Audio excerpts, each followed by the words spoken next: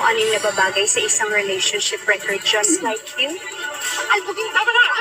Huwag mo na ituloy yan! Ano bang gagawa ng mga doktor dito na hindi nagawa ng doktor ko dati? Diyos bang mga tao dito? May kapangyarihang maghimala. Biyang ko. Nandiyan na rin siya. Say it, love you, I love you, bye. I want your fit. Yun, may fit. Uy, magiging ano si ano. Fit. May fit.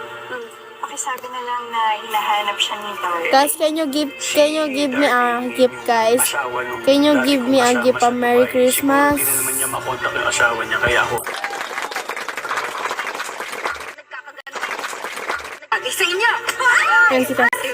Pare, yung kapatid mo nakikipag-away sa gym. Alam mo, ikaw epal ka talaga eh. Janitor ka lang naman. Huwag na natin yung patulan. Mamaya dumating pa yung prof tayo kung yung mapagalitan eh. Ako na po ang humingi ng sorry. Bakit ka nagsasorry eh? Hindi mo naman kasalanan.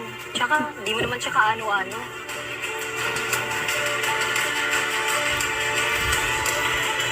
Second years. Do you want me to talk to the dean? I have Okay. connections to your school. Hi, Liam. Hello. Good evening, guys. Bata lang naman yan. Besides, Guys, give me a gift, guys. to handle this kind of stuff. Pero nasaktan si Belle. That was bullying. Naku, When? ayoko pong palaki ng issue eh. Tsaka, ayoko rin lumabas yung totoong rason kung ba't nangyari to. Does this still have something? Ngayon si Cassie mayaman yan. Ako sa'yo. Wait, Nandiyan siya? Eh, mayaman yan eh, stepmother niya. Ay, yun pala yun. Yan yung nag-ampon. Sabi si mami mo? wow. Nandun si ano, di ba? Si ano, ang pangalan ng lalaki na yun, yung mahal ni Carmina. Ito yun, di ba? Close na yata talaga kayo Kasama yung kasi asawa mas niya. may alam Hindi, ka iba pa yun. tungkol sa anak ko kaysa sa akin, Chito. Whatever it is, Yan lang ba siya? I don't care. Nire-rate ng nanay niya dito kasi sasalba yung ano niya, company. Mayaman yung lalaki Kaya rin yun. po ako sa friendship namin. May gusto yung lalaki dyan kay Anyway, Cassie. I have to go. I'm having dinner with my son. Sino anak nun? Wala, ayan, may gusto yung kay Cassie.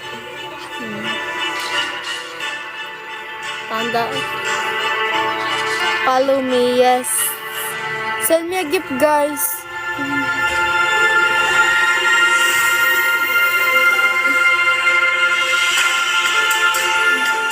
Ay, si Zoren. Yan yun, di ba yung asawa nun?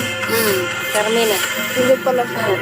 So, yung sabihin natin, kayo nung ano, totoong mampapa sila doon, kay Zoren. Ibig sabihin natin siya talaga sa totoong papa niya.